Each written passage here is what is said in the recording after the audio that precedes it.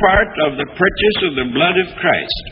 And there isn't anything about the Spirit-filled life that is extra or abnormal or strange or queer, but it is the way Christians are supposed to be.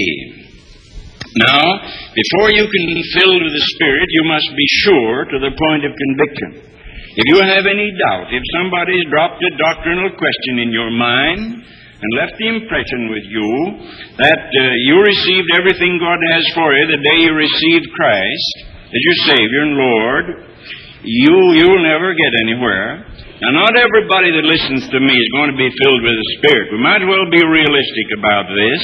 I believe in complete realism, salty, down-to-earth realism. Might as well face up to it. Not everybody that's listening is going to be filled with the Spirit. But some are, and some do. I thank God I wouldn't be able to tell you what percentage, but I will be able to tell you that every once in a while somebody comes to me with a shining face and says, well, it happened, God did it. And from that time on, their lives are transformed. They're changed people. Now, unless you're convinced about this, I recommend that you don't do anything yet. I wouldn't want people to come and kneel down and ask God to fill them when they weren't prepared. That discourages a lot of people and gets them confused. And they go away and then they won't come back. And they say there's no use. And they get a sort of discouragement on the Spirit. I don't want that. I'd like to have you meditate on the Scriptures, read the Word, and see for yourself what God the Lord has spoken. That's first. Before you can be filled with the Spirit, you must be sure that you can be.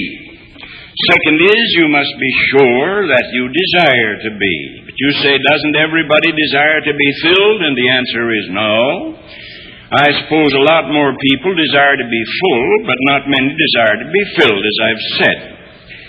Now, I suppose a lot of you like to challenge me on this, but a preacher's in the position where he doesn't get challenged, at least not at the time. And with the preachers, as a result, develop a ministerial immunity, and they say a lot of foolish things that they can't prove because nobody can stop them. But I don't want to do that. I want to be responsible for what I've said, and I want responsibly to declare that before you can be filled with the Spirit, you must desire to be, and that some people don't desire to be. Are you sure, for instance, that you want to be possessed by a spirit? Now, you've heard of spirit possession, I'm sure. But there are two kinds of spirit possession. There is the evil spirit possession, where a spirit takes over a human personality, as in the days of Jesus, and makes them filthy or dumb or evil. And Jesus used to cast such spirits out. But they were spirits, and they did possess these persons. But now the Holy Spirit also wants to possess us Christians. This Spirit is like Jesus. Do you want to be possessed by a Spirit that is like Jesus, that is pure and gentle and sane and wise and loving? For that's exactly what He's like. The Holy Spirit is pure, for He's the Holy Spirit. He's wise, for He's the Spirit of wisdom. He's true, for He's the Spirit of truth. He's like Jesus, for He is the Spirit of Christ. He's like the Father, for He's the Spirit of the Father. But He wants to be Lord of your life. And He wants to possess you, so that you no longer are in command of the little vessel in which you sail, but you're a passenger on board or one of the crew, but you're definitely not in charge. Somebody else is in charge of the vessel. But we don't want it to be that way because we were born of Adam's corrupted flesh, and we want to boss our own lives.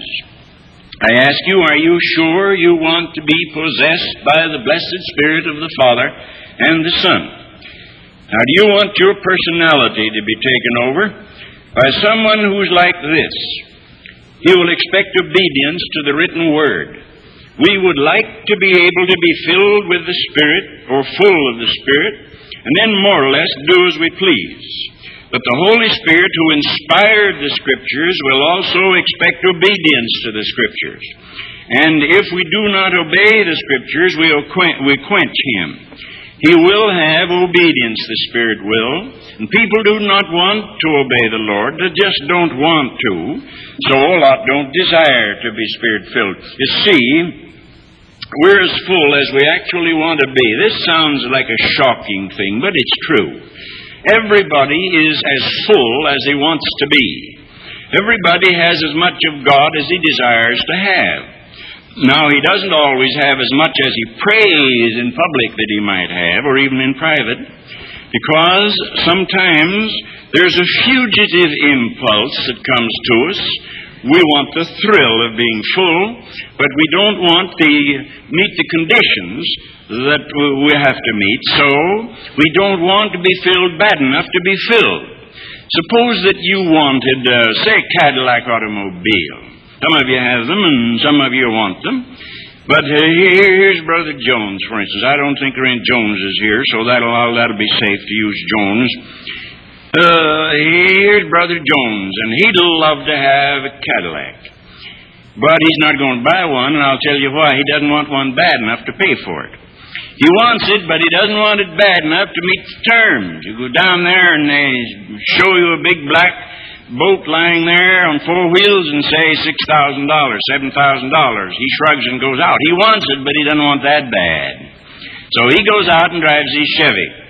And that's the way with the Christians. We want to be full, but we don't be full bad enough. No, we'll settle for something less. We say, Lord, we'd like to be full. It certainly would be wonderful, but we don't want it enough to lay down that kind of money.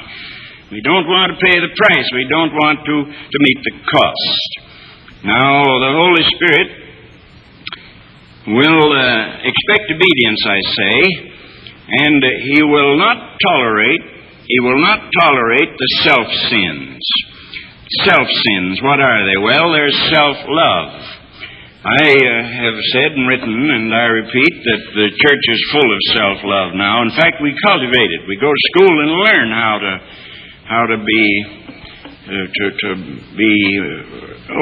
put on and show off, and God, the Holy Ghost, will never allow that.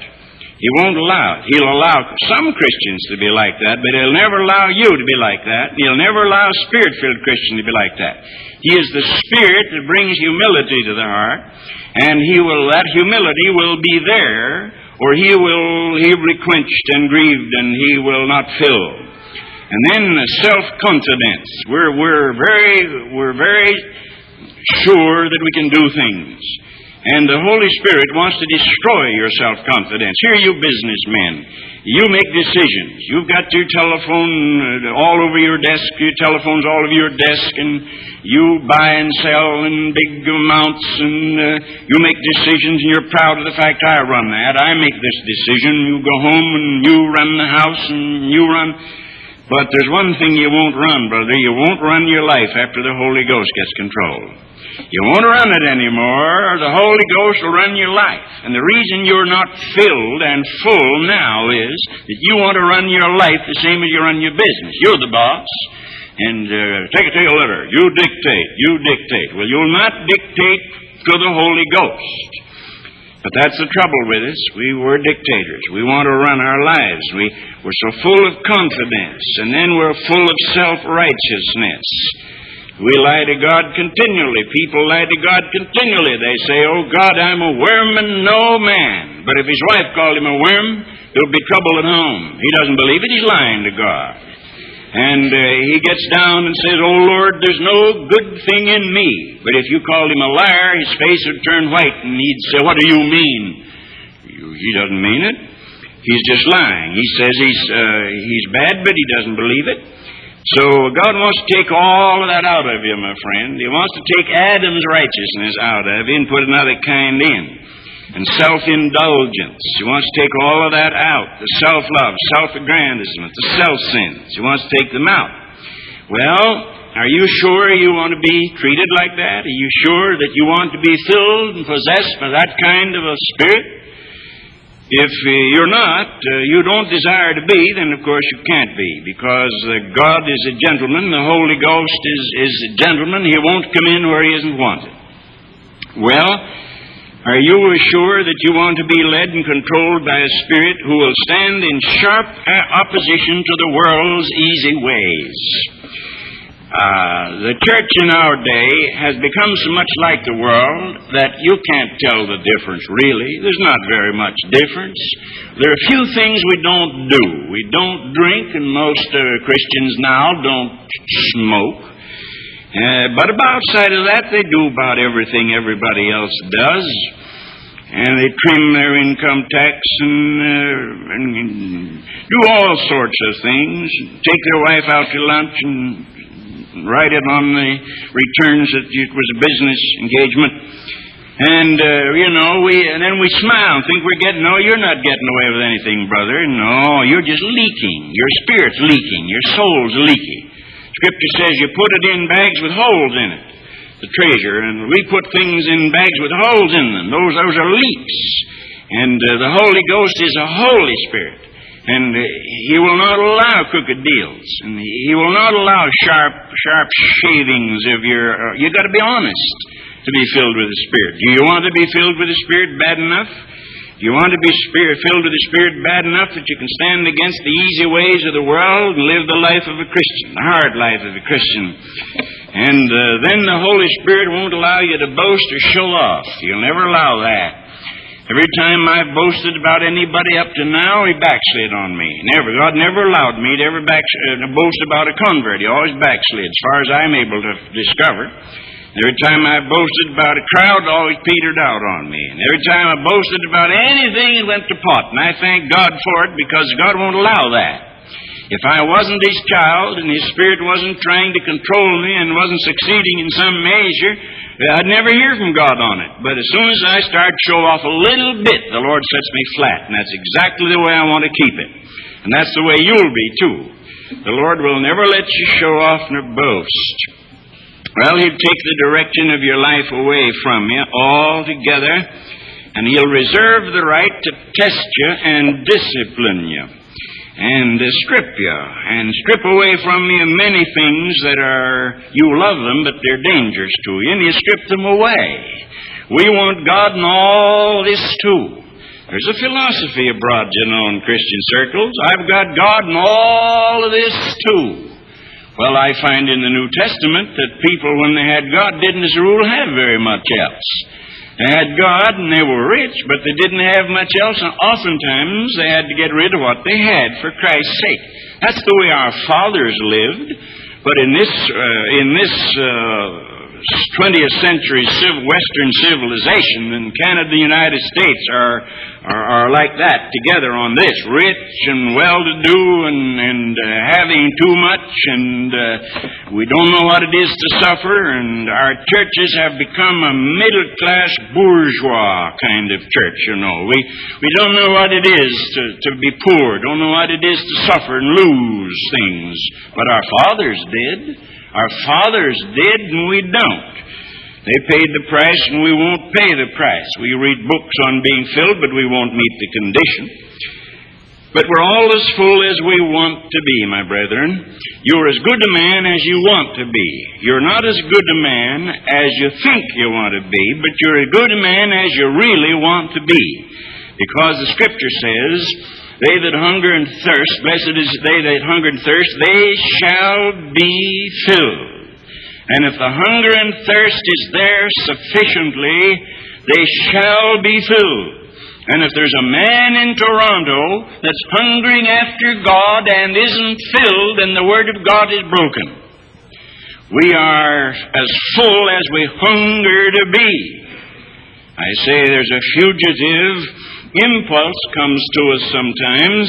We'd like to be like D.L. Moody. We'd love to be like A.B. Simpson. We want to be like Sophie the Scrub Woman or Holy Ann or Billy Bray or Luther, but we don't want too bad enough. And the result is, of course, that we just go on our middle way, mediocre way.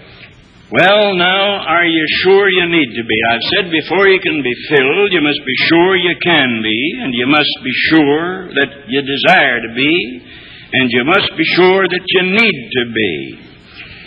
Why are we interested in this whole subject at all? Can't you get on all right the way you've been? You received Jesus, you said, and you got converted, and your sins were forgiven, and you took a course in the New Testament somewhere, and you know you got eternal life, and no man can pluck you out of God's hand. In the meantime, you're having a wonderful time going to heaven. Isn't that enough? Well, why talk about all this? Why do I preach it, and why do you come to hear it? Are you sure that you can't get along all right the way you are?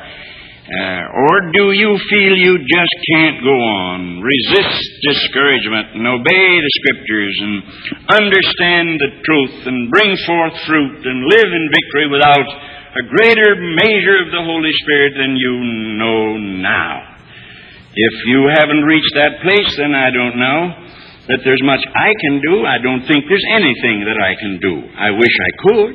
I wish that I could take the top of the head of every one of you off and pour the holy oil of God down into you, but I can't. I can do only what John the Baptist did when he pointed to Jesus and said, "Behold the Lamb of God that takes away the sin of the world." And then he faded out of the picture. And after that, everybody was on his own. You had to go to the Lord Jesus Christ and receive help from Christ on his own. No man can fill me, and no man can fill you. We can pray for each other, but I can't fill you, and you can't fill me.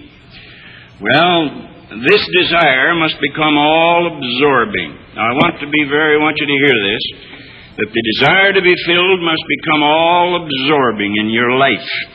If there's anything bigger in your life than your desire to be a Spirit-filled Christian, then you'll never be a Spirit-filled Christian till that's cured. Never. If there's anything bigger in your life than your longing after God, then you will never be a Spirit-filled Christian. Here's a young couple coming to the altar to be married, and as the young woman walks down the aisle to meet her bridegroom to-be and to take the vows of marriage, if she should suddenly discover, or in any way be able to discover, that there was something bigger in his life than she, when he asked the question, "Will you?" she'd say, "I will not." She wants to know she's the biggest thing in his life. And any husband or wife listening to me, if there's something bigger in your life, your social and human life, anything bigger than that partner, then it's not going to be a happy life. If there's anything bigger in your spiritual life than God, anything bigger than your yearning after God, then you'll never be filled. I run into Christians, they've been for years wanting to be filled in a vague sort of way, but the reason they're not filled is that they've got other things they want more, other things they want more. And because they want it more, they either get it or they try to get it, but they don't get God. God won't come rushing into a human heart unless He knows He's the biggest thing, and nobody has any desire bigger. When God knows that, then God relaxes and rests and smiles and pours out this which you now see and hear, as Peter put it. Now, is the desire to be filled with the Spirit the all-absorbing thing in your life? If it isn't, then I repeat, we won't ever get anywhere tonight until it is. Now, I'll say this again, that I'm not sure that anyone was ever filled with the Spirit. And when I say I'm not sure, I mean, judging by the Old Testament, the New Testament, and Christian biography, and personal testimony, and personal experience. I see I have those 4 or 5 ways of checking. One is the Old Testament, the other the New Testament, the other is post-biblical times, church history and biography, and personal experience. And from those 4 or 5 ways of testing, I conclude that nobody was ever filled with the Spirit without first having a time of disturbance and anxiety. The Lord's people want to be happy. They're like little children. They want the Lord to give them a rattle, and they want to cackle and laugh, and they want to be happy. And they're going to be happy regardless. But the Lord's happy little children very seldom get filled with the Holy Ghost, because God can't fill them, because they're not ready to die to the thing they ought to die to. Now, He wants these children to be joyful. But it's not the cheap happiness of the flesh, it is the joy of a resurrected Christ. But before He can fill us, there must be a disturbance there and an anxiety. See, Adam has to die. Remember, it's almost humorous, that Old Testament passage, when Saul captured Agag and the sheep and the cattle, and finally along came Samuel with his eyes blazing, and he said, "Where's Agag?" He knew Agag was a type of the flesh. He knew that Agag was you, me. And he knew that Agag would never be subject to the will of God, and couldn't be. And he had to get rid of old Agag. And he said, "Where's Agag?" And he got a sword. My father used to whet his razor and pull the hair out and try it out to see if it would work. And when it got so to cut the hair, he knew it was sharp enough. And I can imagine Samuel with that sword. And he pulled out and when Agag saw him, he said, "Verily the suffering of death is past." He said, "Verily the miseries of death are over." But it wasn't very long until he was hacked to pieces before the Lord. Samuel did it. Got rid of him. He's a figure there, a type, an illustration at least.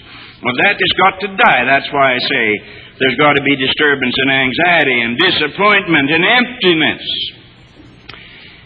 I suppose that no Christian who'd been filled with the Spirit after his conversion, no Christian but lost his joy. I know I did. I had a lot of joy when I was first converted, real joy. I was a happy Christian.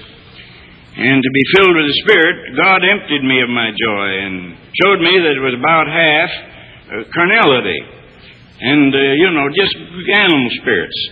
He wants to deliver you from it. Disappointment and emptiness. Sometimes He lets people fall flat on their faces.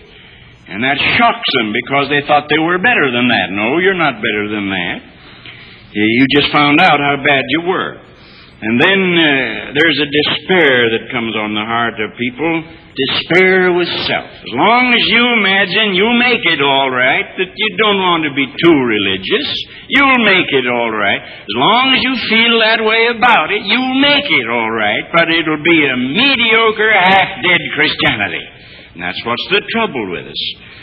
But when you reach that place of despair, when nobody can help you, when you've gone to the last person, you've written the last editor, followed the last evangelist around, and hunted up the last fellow to counsel with him, and when nobody can help you anymore, and you're in a state of inward despair, that's when you should never despair, because you're near the kingdom. That's getting close. You're getting near the place where God can do something for you. But there comes that despair with self, that emptying out of you, and that inner loneliness. It's part of my belief, I think it's from the Scriptures, that God wants to get us to a place where if we only had Him, we'd still be happy. We don't need God and something else. It's God plus something else that's the trouble with us. But when we get God and satisfied so that we can have God and nothing else, then God gives us Himself and lets us have other things too.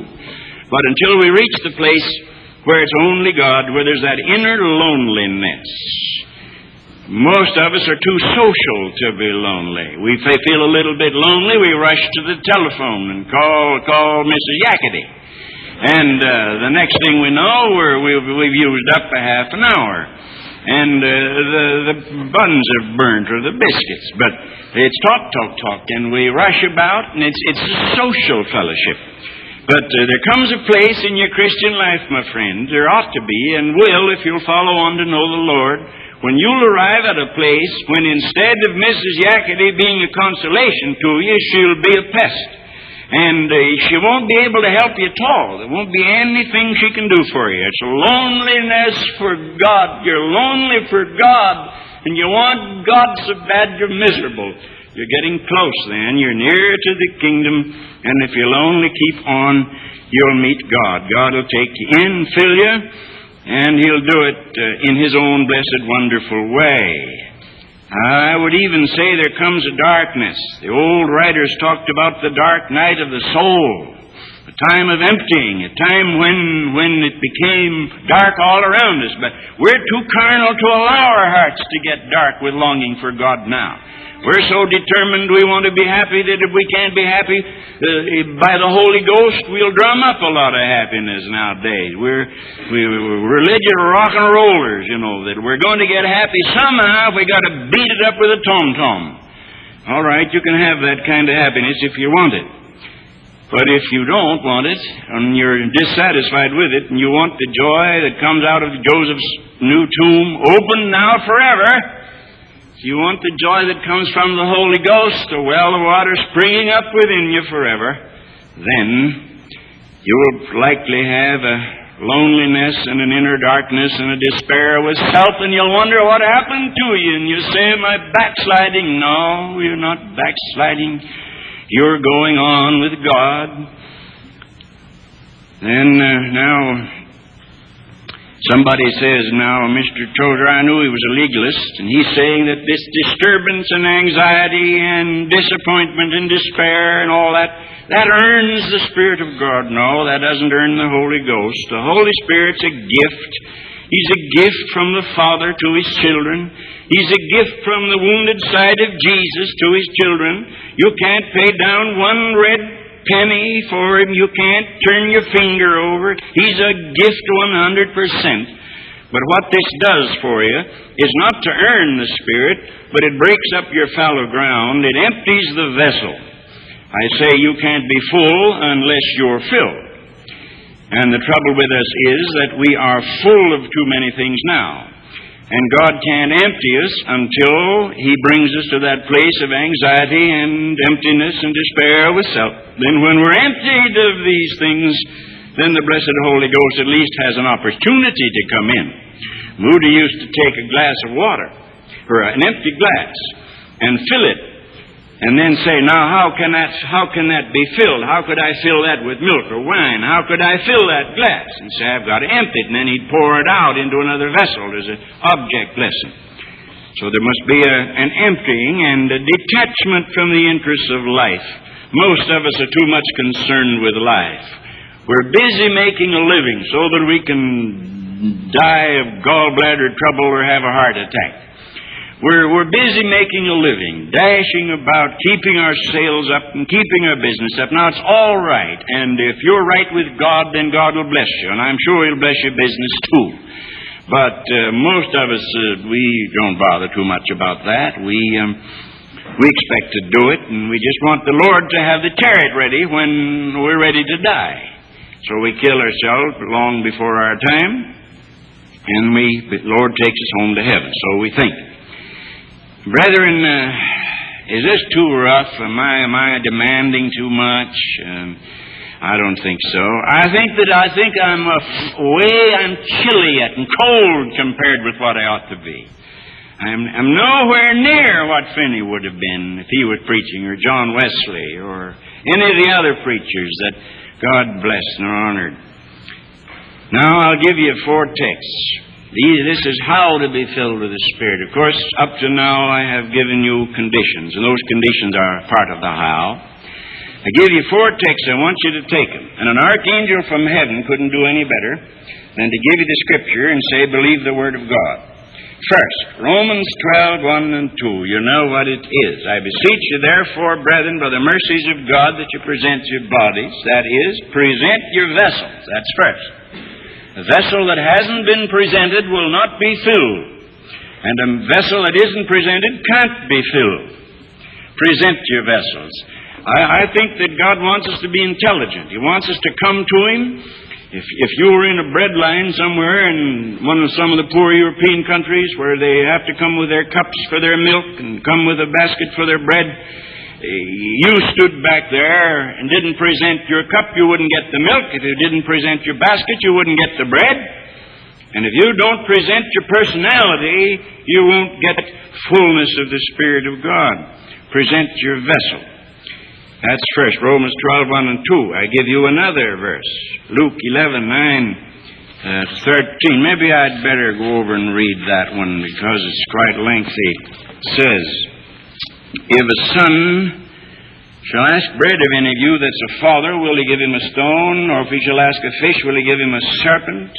If he ask an egg, will he offer him a scorpion? The answer, of course, to all those questions is no. So Jesus draws his conclusion. If ye then, being evil, know how to give good gifts unto your children, how much more shall your heavenly Father give the Holy Spirit to them that ask him? One man who doesn't believe much in being filled has a note on this verse, and the note says that he thinks there was only one person ever took advantage of that. That's what he thinks. There are some of God's people all over the world that have taken advantage of that. They didn't hear that wasn't for them, and so they believed it, and they asked, and they got filled. How much more shall the Holy Spirit be given to them that ask God? So you ask. First you present your vessel, and you ask. Now that's perfectly logical and perfectly clear. Then next is Acts 5:32. We are witnesses of these things, he said, and so is also the Holy Ghost, whom God hath given to them that obey him. There must be obedience there. The Spirit of God won't give a disobedient child his blessing. He won't fill a disobedient child with the Holy Spirit. There must be obedience there. Obedience to the Word, obedience to the Spirit, obedience to the risen Lord. You must be an obedient Christian. He gives his Holy Spirit to them that obey him. And then the fourth text is Galatians 3:2. This only would I ask of you, he said. Received ye the Holy Spirit by the workings of the law or by the hearing of faith? And of course the answer is, why? By the hearing of faith. He said, are you so foolish then? Having begun in the Spirit, are you going now to be made perfect by the flesh? You don't get filled with the Holy Ghost by law-keeping. You get filled with the Holy Spirit by faith and obedience to your Lord. So we have these four texts. And I'm not finished yet. I want to say the most shocking thing yet. This is the thing that gets you in trouble for saying, but I want to say it. Here are the four texts. Present your body, Romans 12:1. Ask, Luke 11. Obey, Romans 5. And believe, Galatians 3:2. Here is what people don't want to hear. But I'll stand by this, so help me God, because I don't find in the Old Testament, nor in the New Testament, nor anywhere in Christian biography, nor in church history, nor in personal testimony, I never heard of anybody who had ever been filled with the Holy Ghost who didn't know it.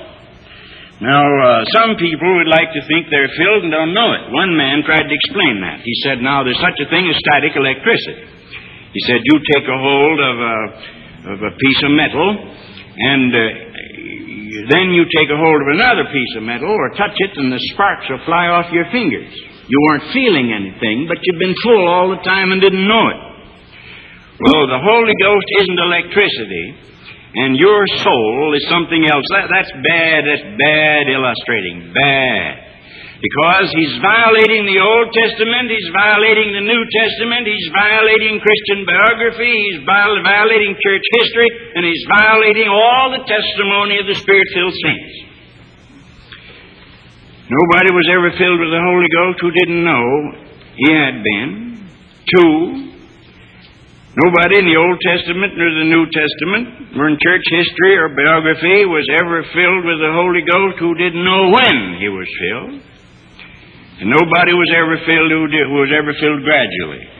That's where we hide, this filling gradually stuff, you know. The devil knows if he can just say, well, we want to be filled gradually. You don't have to worry about it, because it's so slow that you can always encourage yourself. Well, I'm a little fuller today than I was yesterday, or at least I'm fuller this year than I was last year. Chances are you aren't. But there's no place in the Old Testament where it ever says the Spirit came on him gradually. Did you ever see it? I never did. The Holy Spirit came on. No, he never came on anybody gradually. It said he fell upon them, he came upon them, he filled them, but it's an instantaneous act. It's never a gradual filling. But that's the place for carnal preachers to hide, and it's a place for carnal church members to hide. You can tell how little by little, slowly the sun comes up, and slowly we open like a flower to the sunshine. Beautiful, you know, lovely poetry, but nonsense theologically. And nobody ever got anywhere that way. Say, well, I'm going to be gradually filled. No, you're not, brother. You're going to be filled as an act. You're not going to be filled. I'm sure of that. Thank God for everything we have and everything He's done and all the grace we have. And I repeat, I think I said it last week, that every Christian has a measure of the Holy Spirit, and don't you let anybody argue out of that. If any man have not the Spirit of Christ, he's none of his, so that he gives a deposit of the Holy Ghost. But I'm talking now about the filling and the fullness and the anointing of the Holy Ghost. I like the word anointing better than baptism. For I'm not at all sure that theologically we're not baptized into the body of Christ when we're born again. But the word is anointing that I want to use. That anointing is not a gradual thing. When they poured oil on a man's head, it wasn't gradual.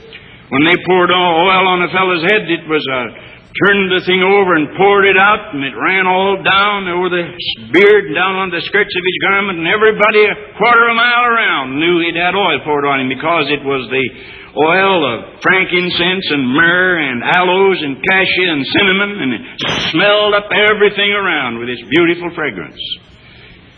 And it didn't happen gradually. It happened instantaneously. Now there's where people don't want to be talked to. They say, get out with that fellow, because I'm perfectly willing to be full of the Spirit, but I don't want to go through the experience of being filled with the Spirit. I'm perfectly willing to go on and teach my Sunday school class and tithe and give to missions and be good and witness to the girl beside me at the desk, but I don't want to be filled. No. We don't want to lose face, you know. Adam doesn't want to lose face. He wants to be blessed and go to heaven and wear a crown and rule over 5 cities, but he doesn't want to ever come to the place where the Lord chops him down, hews him down. Doesn't want that. That's why we're where we are, brethren. That's why we are the weak people that we are in these days. The Lord's people want Jesus to do all the dying, and they want to do all the chuckling. They don't want to know what the cross means. O cross that liftest up my head, I dare not ask to hide from thee. I lay in dust life's glory dead, and from the ground there blossoms red life that shall endless be. Now, my friends, I'm through. Just 8:30 on the head. And I'm done. I have no more to say on this particular topic. The next time I talk, it will be on how we can cultivate the Spirit's companionship 2 weeks from tonight. But now what are we going to do about it? What did you do, you that went in the prayer room here? I guess 200 people went in there. I didn't count them, but I'd guess